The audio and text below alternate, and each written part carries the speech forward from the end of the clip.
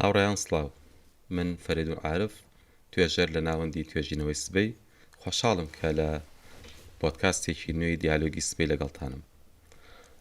لە پۆدکاستی ڕابردوودا قسەمان لەسەر پرسی دادگای فیدراڵی و بڕیارەکانی دادگای فیدراڵی و کاریگەریەکانی لەسەر هەرێمی کوردستان هەم لە ڕووی سیاسی و ئابووری کۆمەڵایەتیەوە کرد. لە ئەڵقەی نوێدا بە هاوکاری مامۆستا کارمەند مەحموود بە خۆشحاڵی و سوپاسەوە کە ئەمجارش لەگەڵمانە لە بەشێکی تری ئەو بڕیارانە گفتوگۆ دەکەین، بە تایبەت باس لە ئایندەی هەرێمی کوردستانەکەین لە ژێر ڕۆشنایی بڕیارەکانی دادگای فیدراڵیە و ئەگەرەکانی سیناریۆ ئەگەرەکانی دوای بڕیارەکانی دادگای فیدراڵی چی ئەبێت، چۆن ئەبێت، کاریگەریەکی دوورمەودا و نزیک مەودای لەسەر بارودۆخی هەرێمی کوردستان دەبێت. بە تایبەتی لە 10 ساڵی ڕابردوودا ئێمازانین لە ڕووی ئابووریەوە هەرێمی کوردستان بە قۆناغێکی سەختدا تێپەڕیەوە، بە تایبەت دوای ئەوەی کە هەرێمی کوردستان بڕیاری فرۆشتنی نەوت و بڕیاری سربەخۆ ئابووری سربەخۆ و دواتر ڕیفراندۆ هەموو ئەمانە بۆ حکوومەتی ناوەند جێی نیگەرانی بوو، بۆیە هەموو هەوڵێکیانەدا بۆ ئەوەی کە ڕێگری بکەن لە سەرکەوتنی ئەم هەوڵانەی حکوومەتی هەرێم و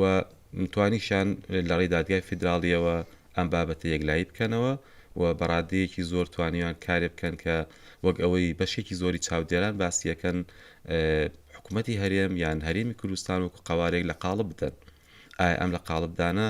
دوجار بە زیانی حکوومەتی هەرێم و خەڵکی هەرێمی کوردستان دەکەوێتەوە یاخود وەگەوەی هەندێک لە چاودێرانی تر باسیەکەن نەخێر، ئەمە تەنها زیانە بەرامبەر بەرژەوەندی هەندێک لایەن و کەسی تایبەت کە پێشتر خۆیان لە سەر و دەسەڵاتی دادوەری لە سەر و یاسا لە سەر و تەنانەت پەرلەمان و دام و دەستگا شەرعیەکانی هەرێمی کوردستانەوە دانا. بۆیە ئەم جارە لەم ئەڵقە نوێ و لەم پۆدکاستە نوێیە لەگەڵ مامۆستا کارمەند دەردەشەی ئەوە کەین کە ئایندەی هەرێمی کوردستان بە چ ئاقارێکدا ئەڕوات. لە کۆتایی ئەڵقەی ڕابردوودا لەوێدا باسمان لەوە کرد کە هەمواری ڕەژنووسی ئەو دادگای فیدراڵی کە ئەبوو بچێتە پەرلەمان و دەنگی لەسەر بدرێت و کورد چاوەڕێی جۆرێکی باشی لێ کرد لەو ڕەژنووسە، بەڵام نەکرا. ئێستا دووبارە دێنەوە سەر ئەو بابەتە و بەوردی لەگەڵ مامۆستا هەوڵی دەردەشەکردنی. مامۆستا دووبارە خۆشحاڵم کە پێکۆدانیشینەوە لەم بابەتە قساکەین. پێم خۆشە لەسەر ئەو هەموارە بچینەوە سەری و لەوێەوە دەست پێ بکەینەوە. ڕای جەنابەت چییە؟ پێ دوایە کورد ئەتوانێت ڕۆڵی هەبێ لەوەی جارێکی تر هەمواری ئەو یاسایانە بکاتەوە، یان وەگەوەی کە بۆ نمونە لایەنێکی سیاسی لە هەرێمی کوردستانە چاوەڕێی ئەوەیە کە ئەو بڕیارانەی دادگای فیدراڵی هەڵبۆشێنرێنەوە یاخود هەموار بکرێنەوە لە کاتێکە کە لە ڕووی یاساییە و لە ڕووی ئەو یاسایی کە دادگاکەی پێدامەزراوە ناکرێت جارێکی تر ئەو بڕیارانە تێهەڵچوونەوەی بۆ بکرێت، یاخود ناکرێت جارێتر هەموار بکرێتەوە و ئەبێت وەکو خۆی جێبەجێ بکرێت. پێ دوایە بتوانرێت لانیکەم ئەم بڕیارانی کە لە ئێستاە بۆ نمونە چارەنووسی ئێستای هەرێمی کوردستانی پێوە بەندە، بە تایبەت هەڵبژاردنەکان کە هەمومان چاومان لێتی دنیای دەرەوە وڵاتانی ئیقلیمی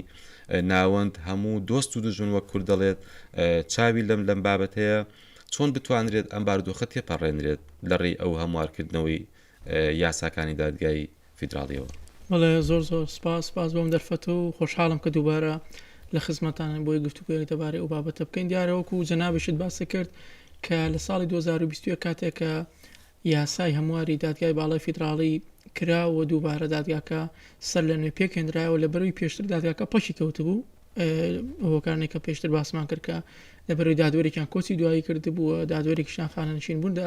نەیەتوانی کۆبێتەوە، بۆیە پێویستی بوو کە یاساکە هەموار بکێتەوە لە بەروی لە بەردەم هەڵبژاردننی ساڵی 2021 ئەنجومەی نوێنەرانی عێراقم بووە. لەو کاتەیە هەموارەکە کراوە بەداخەوە بە هەموارێکی زۆر خراپ و هەم نادەستوری بوو، هەمیش کورد زۆرنی ئەو زەمانەتانەی ئەو گرنتیانەی کە پێشتر لە دانیشتەکانی پێشترا باسمان کرد لە دەستیە. دیارە ئەوەی کە ئێستا هەبێت لە دوای ساڵی 2021ەوە کە دادگاکە پێکاتەیەکی نوێی تیا دروستکرا ئەگە سەرنجبێ قرارەکان و قرارانەی کە ئێستا دادگایەتی بەشێک لە قرارەکان ناڵێن هەمووی بەشێک لە بڕیارەکان ئەتوانین بڵین دژی پێگەی کورد بووە زیاتر هەرێمی کوردستانی لە قاڵە باوە لە بەریمانەوە نەمانەوێت ئێمە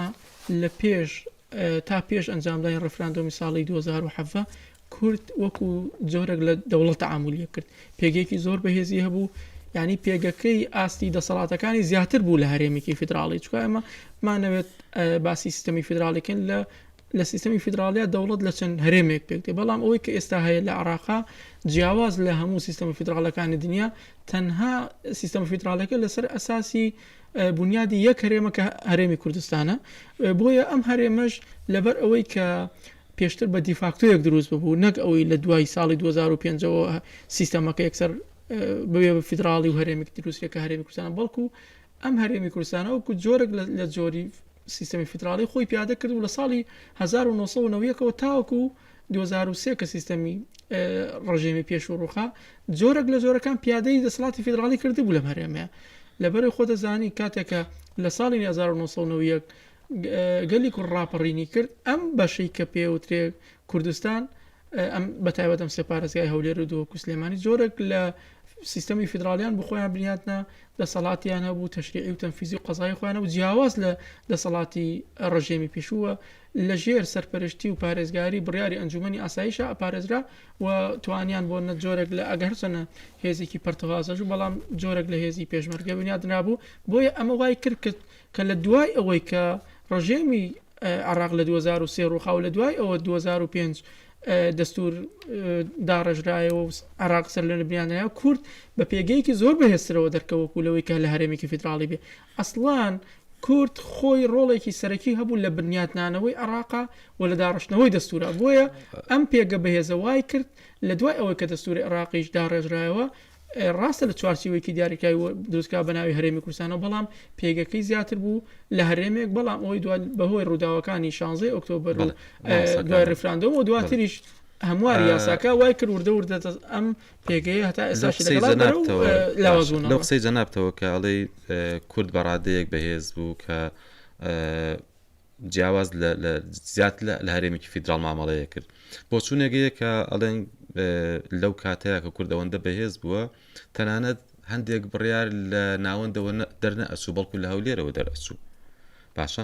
بەڵام وەک کورد دەڵێت مریشک خۆی خۆڵ ناکا بەسەری خۆیان کەس خۆڵ ناکا بەسەریە ئێستا بەشێک لە چاودێران لەو بڕواایان ئەوەی کە هەرێمی وا لاواز کردووە لەو پێگە بەهێزەوە کە هەرێمی وا لاواز کردووە هەوار کورد خۆیەتی وای کردووە کە ئێستا دادگای فیدراڵی ئەوەندە بەهێز بێت هەرێمی کوردستان ئەوەندە لاواز بێت ئەویش بەهۆی چی بەهۆی ئەوەی کە نەیتوانی حکمێکی ڕەشیدی هەبێ نەیتوانی کایەکانی کۆمەلگا بەدامەزراوەی بکات نەیتوانی نمونەیەکی جوان پێشکەش بکات ئەگەرچی لە ڕووی میدیاییەوە لەسەر ئاستی میدیایی ڕێکلامێکی زۆر گەورە بۆ ئەوە کراکە هەرێمی کوردستان ئەبێت بێتە نمونەیەکی باڵا لە نەک هەر لە عێراقا بەڵکو لە هەموو ڕۆژهەڵاتی ناوەڕاستە بێت چاوی لێ بکرێت بەڵام من بینیمان بە پێچەوانەوە سیرەکەین ئێستا خەڵکی هەرێمی کوردستان پێش بڕیارەکانی دادگای فیدراڵی خەڵکی هەرێمی کوردستان بەڕادەیەک ناومێت بوو لە هەموو شتێکی هەرێم خۆی پەنابردە بەر دادگای فیدراڵی ئەوەشمان بیر نەچێت کە دادگای فیدراڵی ئەو کاتە کارە بێت کە تۆ دوێی سکاڵاکەی واتە کورد ئەوە کووردە کە هەرێمی کوردستانە بۆ خۆی بۆتە دوو بەشێکیان هاوڵاتیان هەرێمی کوردستانە کە دێن سکاڵا لە دادگای فیدراڵیەکەن لە دژی حکومڕانی هەرێمی کوردستان واتە بە شێوە لە شێوەکان ئەوە خۆمانین یان ئەوە هەرێمی کوردستان خۆیەتی کە بەهانە ئەدا دەستی دادگای فیدراڵی بۆی ئەم بڕیارانەی لە دژی دەربکات کە ئەگەر بازە دژ بکەین چونکە بە دیوەک لە دیوەکانە بەشێکی زۆری خەڵکی ئەم بڕیارانە بە دژ نابینن بەڵکو وەک جۆرێک لە فریاد ڕەسەی بینن باشە ئێستا قسە لەسەر ئەوەیە کە ئایندەی هەرێمی کوردستان چی لێ دێت ئایا وەک ئەو گەشتبینیە زۆرە کە خەڵکی هەرێمی کوردستان بە ناوەند هەیەی بەو ئاراستەیە ئەڕوات یان وەکو ئەو ڕەشبینیە زۆرەی کە ئێستا بەشێک لەلایەنە سیاسیەکان بە تایبەت حکومڕان بە دیاریکراوی پارتی دیموکراتی کوردستان کە بە تەواوەتی دژی بڕیارەکانی دادگای فیدراڵیە کە لەسەر چەندین ئاستی جیاواز ئەوەی دووپات کردوێتەوە کە دادگای فیدراڵی نەک هەر بڕیارەکانی بەڵکو خۆی نادەستوریە پێ دوای ئایندەی هەرێمی کوردستان بە چ ئاراستەیە کاڕات یان نازانم ئەکرێت گەشتبین بین وەکو ئەوەی کە زۆرینەی خەڵکی هەرێمی کوردستان گەشتبینن یان ڕەشببینی وەگەوەی کە بەشێک لەلایەنە سیاسەکان بە دیاریکراوی پارتی دیموکراتی کوردستان کە ئەوەندە ڕەشببینە بەرامبەر بە بڕیارەکانی دادگای فیدراڵی. بەڵێ من وەڵامەکەکەم بە دوو تەوەڕۆیان دوو بەشەوە بۆی جوابی جەناب بەمەوە بەشێکیان پەیوەنددارە بە ناوخۆی خۆمان بەڵێ ئێمە لە هەرێمی کوردستان نەمانتوانێ وێنەیەکی جوان پیشان بین هەر بانەمونەیەکی بەسیط بینەوە لە هەڵبژاردنەکان لە یەکەم هەڵبژاردن کە لە ساڵ 1992 کراوە لە 95 لەو کاتە بەدواوە هیچ هەڵبژاردنەکەی تا ئێستاشی لەگەڵا بە هیچ هەڵبژاردن لە کاتی خۆیان نەکراوە هەموو خولەکانی پەرلەمان إلا ساڵ دو ساڵ چەندێک وەداخستنەکانێکی هیچ بەهانەیەکی منطقی نەبووە لۆژیکی نەبووە درێژکردنەوەی تەمەنی پەرلەمان و خولەکانی پەرلەمان هیچ وەڕێکی وای نەبووە تەنها ئەتوانین بڵێن خولی ئەو خولی یەکەم کابووایە بۆ دوای خولی دوم کرا ئێمە کەوتینە شەڕی ناوخۆوانەوە ئەوە تەزیل بوو بەڵام لە دوای ئەوانەوە لە دوای ساڵی 2005ەوە هیچ وەڕێک نەبووە ینی نە شەڕێکی ئەوە قورس هەبووە نە بۆ حادیسەیەکی وا گەورەی فەیەزانێک بێ یان بۆ دۆخێکی سروشتی هەژارێکی گەورە نەهامەتێکی گەورە ناتەوە سەر هەرێمی کوردستانەکە نەتوان لە کاتی خۆی هەڵبژاردنکە بەڵکو بۆیە ئەمە وای کردووە کە ئێمە خۆمان بەشێک بین لەوەی کە لە کۆتاییە بەم بڕیاری ئەخیری دادگای فیدراڵیشەوە کە بڕیاریە بە لە ساڵی 2022 کە لە 6 پەرلەمانی کوردستان درێژ کراوە کە پێویست بوو انتخابات بکرێت انتخابات نەکراوە ئەو خولە درێژ کراوە هیچ مبڕێک نەماوە بەڕاستی بۆیە ئێمە خۆمان بەدەستی خۆمان دەرفەتێکمانە بەدەست دادگای فیدراڵیەوە کە بڵێ ئێوە ئەم درێژکردنەوەکەتان ناشەرعیە قانونەکە نادەستوریە پەرلەمانەکەتان ناشەرعیەوە بەدەستی خۆمان وامان کرد کە ئێمە کەوینە فراقێکی قانونیەوە بۆیە بەشێکیان پەیوەنددارە بە خۆمانەوە بە ئەو ململانێ سیاسی کە لە نێوان دوولایانی سیاسی یەکێتی و پارتی و حیزبەکان جێ بەڵام بە دەرەجە یەک ئەو دوولایەنەکەی دەسەڵاتە بەشەکەی تریشان بمانەوێت مامۆستا فەرێدون ئێمە لەناو عێراقاژین لەناو عێراقشە بە تەواوەتی یاسا و دادگا و دەستور سەروەر و ئەوە نیە بە تەواوەتی جێبەجێ عێراق خۆی دەوڵەتێکە لە ژێر هەیمەنە و لە ژێر دەسەڵاتی ینی کۆمەڵی دەوڵەتایەکێک لەوانە بۆنە وڵاتانی ئیقلیمی دراوسێ ئێران و تورکیا بەڕاستی ڕۆڵێکی گەورانی و خودی وڵاتانی سیاسەکان وەزایدن لە ڕووی وڵاتانی ئیقلیمی ڕۆڵیان هەیە لە ناو عێراقا بە شێوەیەکی گشتی بۆ هەرێمی کوردستان بۆ سیاسەتمەدارێکی وەکو دکتۆر محمود عوسمان باز لەوە کات کە دادگای فیدراڵی هەرەوە ماوە بڵێ هەرێمی کوردستان هەرێمێکی شەرعی نیە و پێویستە هەڵبۆشێتەوە لەبەرەوەی لە سەردەمی ڕژێمی بەعسا لەو کاتەیە دامەزراوە باشە وڵاتانی ئیقلیمی کە ڕۆڵیان هەیە لە هەرێمی کوردستانە ئێستا قسە لەسەر ئەوەیە ئایندەی هەرێمی کوردستان بەرەوکوێ ئەگات وەک ئەوەی کە هەندێک لە چاودێران پێیان وایە کە لەگەڵ ئەوەی کە هەرێمی کوردستان بۆ خۆی بەهانە یاوەتە دەستی دادگای فیدراڵی کە بێت ئەم بڕیارانە دەرکە لە هەمان کاتیشە هەرێمی کوردستان بە پلانی وڵاتانی ئیقلیمی بە شێوەی لە شێوەکان لاواز کراوە لەو ڕێگەیەوە کە سەرکێشی بکات بۆ ئەوەی کە دادگای فیدراڵی بەهانەی دەست بکەوێت سیناریۆکان چی ئەبن چی ئێمە ئایندەی کوردستان چۆن ئەبینین بە چ ئاراستەیەگە ڕوە ئەم ئاقار خۆشبەختانە لە دەستوری عێراقا کۆمەڵە زەمانەتی گەورەی بۆ کورد و بە تایبەتیش بۆ پێگەی قوارەی هەرێمی کوردستان پاراستووە کە بە ئاسانی ناتوانرێت ئەم زەمانەتانە لە دەست بچێت لەبەرەوەی ئێستا ئەگەریش ئەم زەمانەتانی زۆرانی کە لە دەستورا بۆ کورد تۆمار کراوەک و گەرنتی کراوە تەنها لە کاتێکا بێ کە ئەگەر بێت و ئەم دەستورە هەموار بکرێتەوە تعدیل بکرێتەوە ئەو کاتە ئەنجاتوانین دەستکاری ئەو زەمانەتەکە ئەینا بە جۆرێکیش دەستورەکە زەمانەتی تعدیلکردنەوەشی کرد ئەڵێم دەستورە کاتێکە هەموارەکرێتەوە گەر هات و 3 پارێزگای عێراق دژی هەموارەکە بوون ئەو هەموارەکە ناچێت واری جێبەجێکردنەوە ئێمە خۆشمانەزانی پێشەوە هەرێمی کوردستان ئێساکە بۆ بە 4 پارێزگا بەڵام پێشتر 3 پارێزگا بووە هەولێر و دۆ سلێمانی ئەم گەرنتیە کاتی خۆی تقریبا نتوانین بڵێن بۆ کوردانراوە کە ئەگەر بێت و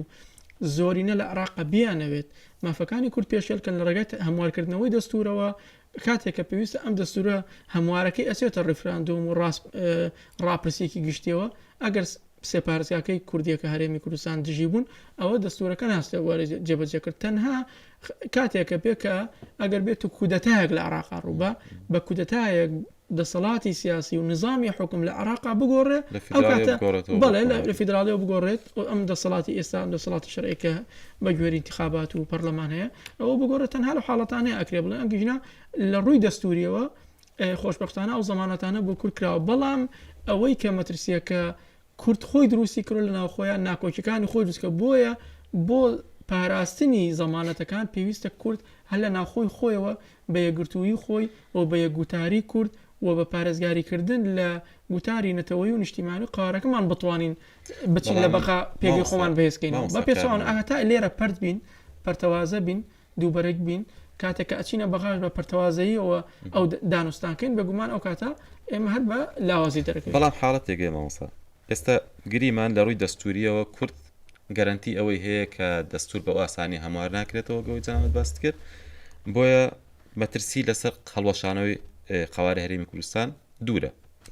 دەستورە دانیش بەم قوارە هەرێمی کوردستانان نراوە بەکامل لە سەڵاتەکانیەوە و بە هەر سێ دەسەڵاتەکەی لە دەستورە دانی بۆ ناوە کە هەرێمی کوردستان هەرێمێکی دەستوریە بە گوێرەی ئەوەی کە هەیە و هەر سێ دەسەڵاتی تەشریعی و تەنفیزی و قەزائیشی هەیە بەڵام چاودێران نەکرد چاودێرانی ناوخۆ چاودێرانی دەرەوەش پێیان وایە کە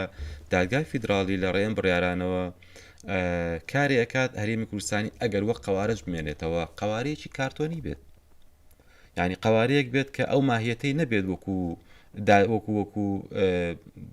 ناوچەیەکی فیدراڵی مامەڵی لەگەڵا بکرێت بەڵکو بە جۆرێک مامەڵی لەگەڵاکرێت کە ئەبێت خەڵکی هەرێمی کوردستان ئاوات بخوازن بۆی کە شتێک نەبێنێ بە ناوی هەرێمی کوردستان وەکو قوارەیەکی فیدراڵی بەڵکو وەکو پارێزگایەک باشترە بێ ئەگەر مامەڵی لەگەڵا بکەن واتە لە ناوەڕۆکات کاری یەکەن کە تەواو هیچ کارتۆنیەکی بێناوەڕۆک بێت بۆ لەبەرەوەی کە دادگای فیدراڵی بۆ بڕیارانە کارێکی کردووە کە هەرێمی کوردستان بۆ خۆی چەنە بەهانەی داوە بەدەستەوە کە لاواز بێت بۆ خۆشی بە هەماشێوە پێگەی خۆی لاواز کردووە لە ناو خۆیە بۆی ئەو ناکۆکیانەی کە جەنابەت باس کرد ئەمە بۆ خۆی لە خۆیان مەترسیە مەترسیە لەوەی کە هەرێمی کوردستان ئەگەر تەنها وەکو شتێکی کارتۆنی بمێنێتەوە قوارێکی کارتۆنی بمێنێتەوە هیچ دەسەڵاتێکی نەبێت بەردەوام لە قاڵب بدرێ و بچووکتر بکرێتەوە ئەو کاتە بامان شێوە پێدوانیە بە شێوە لە شێوەکان شتێک نەمێنێ بەداوی هەرێمی کوردستان تەنها وەک خۆیان حبر علاوەرەق بێت ئەو مەترسیانە کە جەنابەت باست کرد ئاماژەت پێ ئێمە ئەتوانین کورد ئەو مەترسیانە بکە بە دەرفەتێک بۆ دووبارە بەخۆ بەهێزکردنەوەی مەترسیە بۆ کورد و لاوازکردنی پێگەی هەرێمی کوردستان ئەتوانین ئەو مەترسیانە بۆ بڕیارەکانی دادگای فیدراڵی بکەینە بە دەرفەتێک بۆ دووبارە پیاچوونەوە خۆمان و بەهێزکردنەوەی هەرێمی کوردستان چۆن ئەو ڕێگایانە بوون من وەک خۆم بڕوا ناکەم و قەناعەت ناکەم جارێت ڕۆژە لە ڕۆژان هەرێمی کوردستان بچێتەوە پێگەی جاران بەتایبێت پێگەی پێش شەڕی داعش بۆچی لەبەرەوەی یەک وڵاتانی اقلیمی ڕێگە نایەن ئەو کاتە زۆر نیگەران بوون لە بەهێزبوونی حکومەتیەریە و زۆر هەوڵیانە دەرفەتێکیان دەست بکەی بەوەی کە حکومەتی هەرێم لاواز بکەن و توانیشیان هەلەکە بخۆزنەوە و دەستیشیان کەوت بۆیە من بڕوا ناکەم ڕۆژە لە ڕۆژان جارێکتر ئەو دەرفەتە بە کورد بدرێتەوە بچێتەوە ئەو ئاستا ئەو فشارانەی کە وڵاتانی ئیقلیمی ئەیکەن لەسەر هەرێمی کوردستان هەمووی بە قەناعەتی من پێم وایە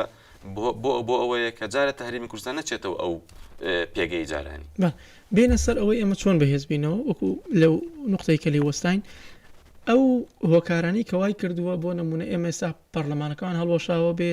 ئێمە لە فەراغێکی قانونی دەستوریا بین مؤسساتمان هیچ دەستگایەکمان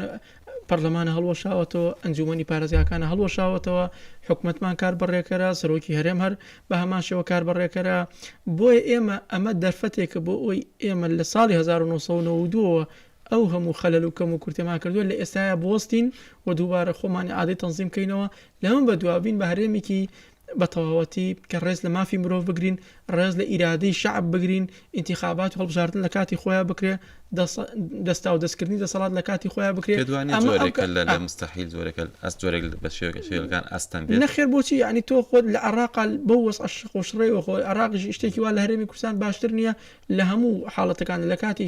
گەرمەی شەڕی داعش و لەوانەشە یعنی قەت نەبووە بۆ نە ساڵێک تەمەنی ئەنجومەی نوێنەران درێژ کرێتەوە. هەمیشە عێراق لە دوای 2005ەوە لە کاتی خۆی انتخاباتەکانی کردو خۆ لەوێ شەڕی تائیفی هەبووە،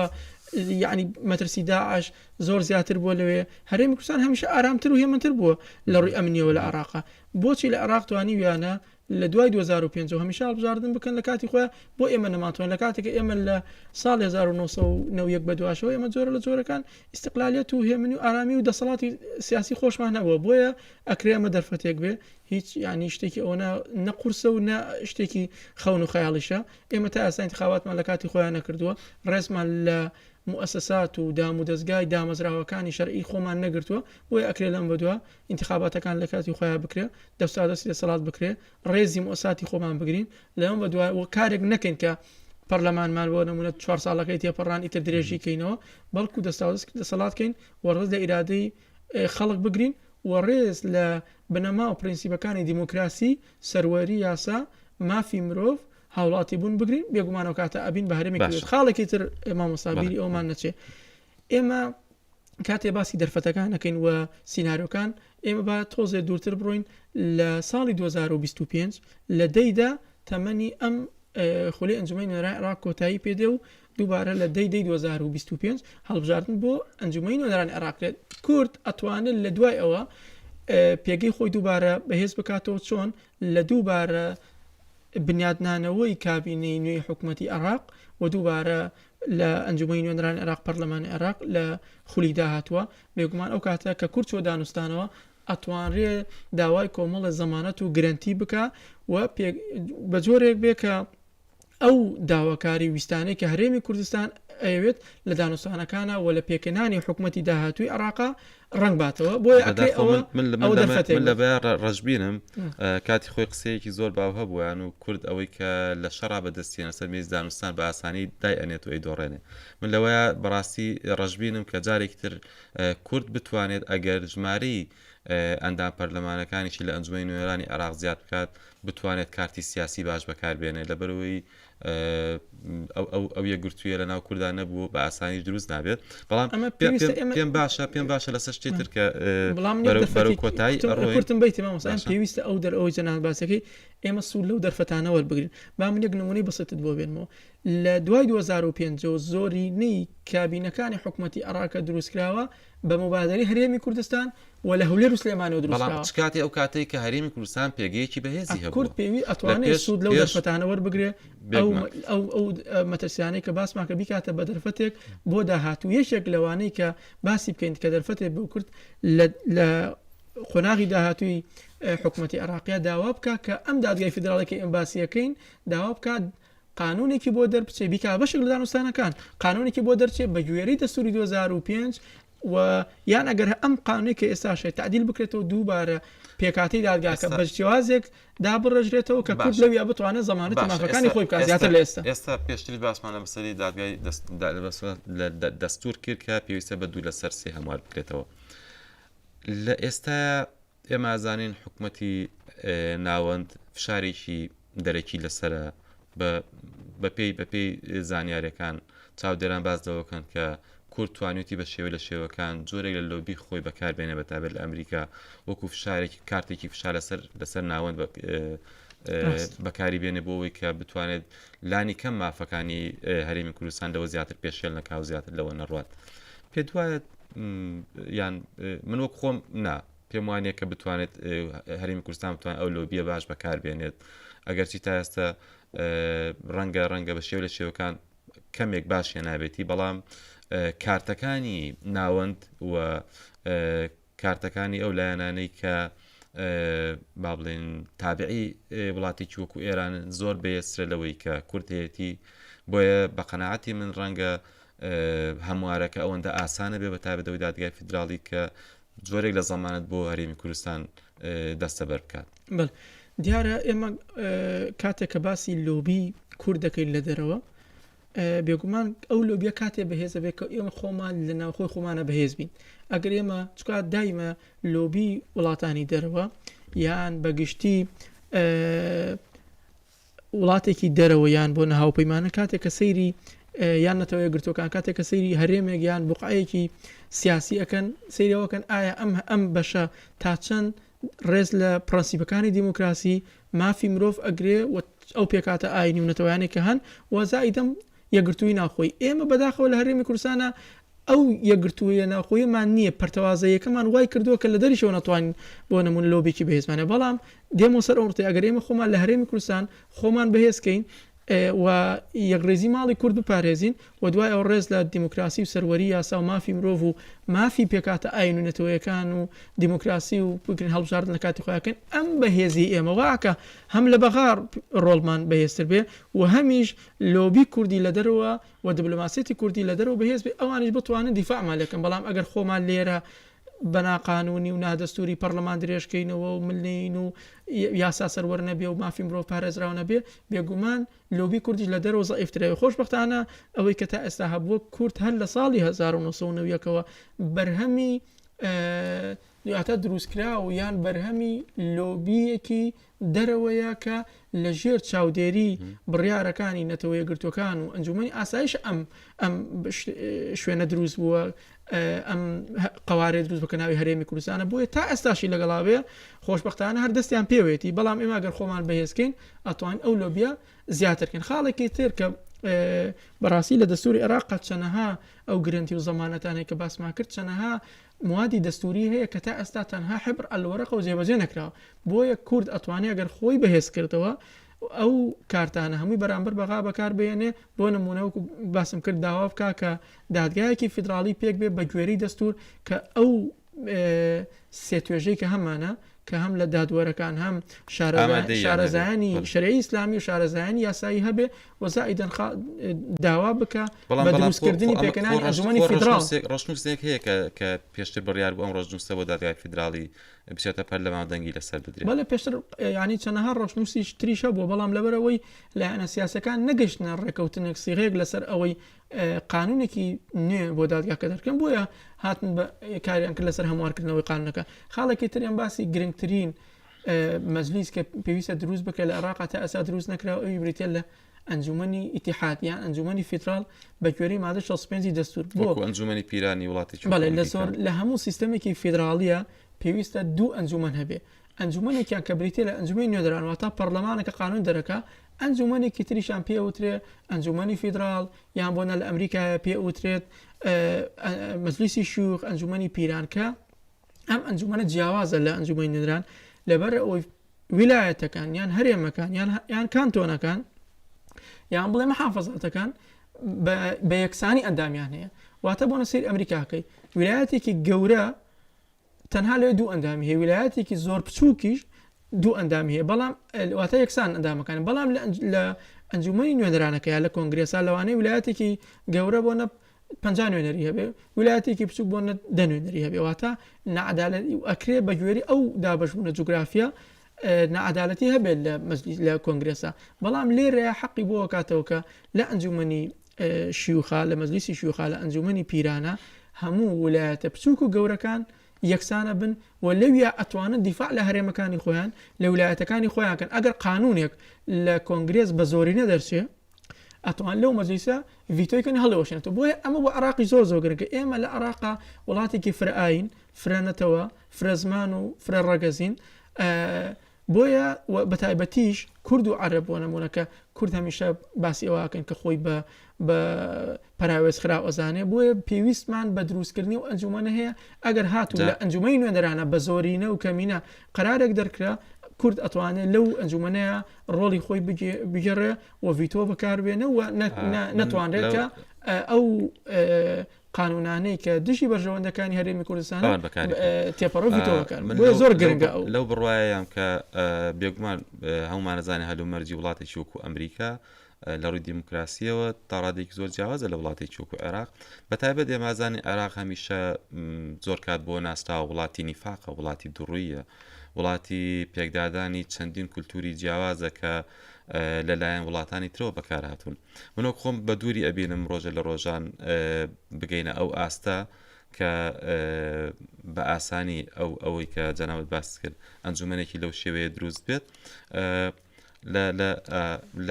لەبەر ئەوەی کە دادگای فیدراڵیش ڕنگدانەوەی ئەو ئەو دژیەکی و ئەو ئاڵۆزیەیە کە لە نێوان پێکاتەکانی عێراقا هەیە بۆیە پێناچێت لە ئایندەیەکی نزیکالانی کەم دادگای فیدراڵی بە شێوەیەک دروست بکرێتەوە یان دابڕێژرێتەوە یان ڕەجنووسەکە تێپەڕێنرێت کە بتوانێت کورد زەمانەتی ئایندەیەکی باشی بۆ خۆی هەبێت کە مامۆستافەرد من یەک دەرفەتم بیتی ئێمە کاتێک کە باس لە دەرفەتەکان و سیناریۆکانی داهاتوی بەردەم کوردستانەکەی هەرێمی کوردستان یان کورد لە عێراقا کە باسەکەین تەنها بە ڕەبتی نەکەین و هەموو شتەکان سەرنجەکان بخەینە سەر دادگای فیدراڵی بەڵکو کورد ئەتوانرێ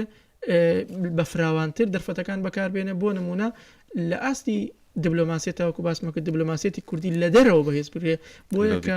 لۆبی کوردی بە شێوازێ بەهێزکە لە دەرەوە تۆ کاریگەری بخیتە سەر دەوڵەتی فیدراڵی عێراقی کە مافەکانت پێشێلنەکە ئەمە خاڵێکی تر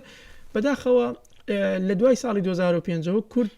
جۆرێکی وا هەستی بە عوجب و بە شانازی و بە گەورەی کردووە کە زۆر جار یعنی تعاملی ڕاستەخۆی لەگەڵ دەوڵەتە فیدراڵەکەیان نەکردووە یان وەکو دەوڵەت تعاملی کردووە بۆیە ئێستا ئەم قۆناغ کۆتاییەت ئێمە پێویستە بچینە قۆناغێکی تعاملکردنی حقیقی واقعی منطقی بە گوێرەی دەستور لەسەر مێزی گفتوگۆ مناقەشە بکەین و ئیش لەسەر ئەوە بکەین کە مافەکانی ئەوەی کە لە دەستورە بۆ کورد باسم کرد گەرنتی کراوە و پارێزراوە تا ئێستا دەستورەکە جێبەجێ نەکراوە دەستورەکە جێبەجێکە بۆ نمونە مادەی سەوسلمان هەیە کە پێویستە بە گوێرەی دەستور هەتا سیوێکی 2007 ئەم دەستورە جێبەجێکرا بە هەر سێ قۆناغەکەی کە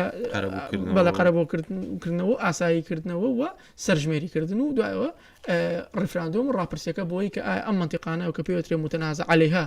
یان ناوسە کێشە لەسەرەکان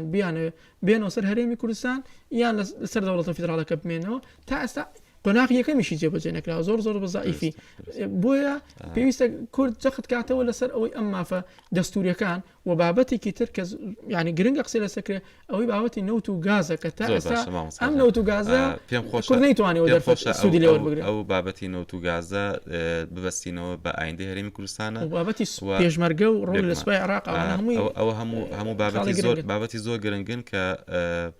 لە پۆدکاستی داهاتوە پێم خۆشە زیاتر قسەی لەسەر بکەین لە ئێستا کاتمان بەرەو کۆتایی ڕات خۆشەویستان کۆتایی بە پۆدکاستی ئەمجارە هێنین بە هاوکاری مامۆستا کارمەند مەحموود پسپۆڕ و شارەزا لە بواری یاسا بە ئومێدم لە پۆدکاستی داهاتوە بتوانین کە زیاتر ورتر باز لە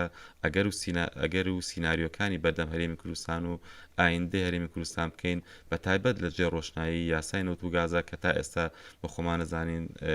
لە عێراق تا ئێستا نییە و ئەوەی هەرێمی کوردستانی بە شێوە لە شێوەکان پەتکراوە هەڵۆشاوە بەڵێ تا پۆدکاستی داهاتوو کاتێکی خۆش بە هیوای بەختەوەری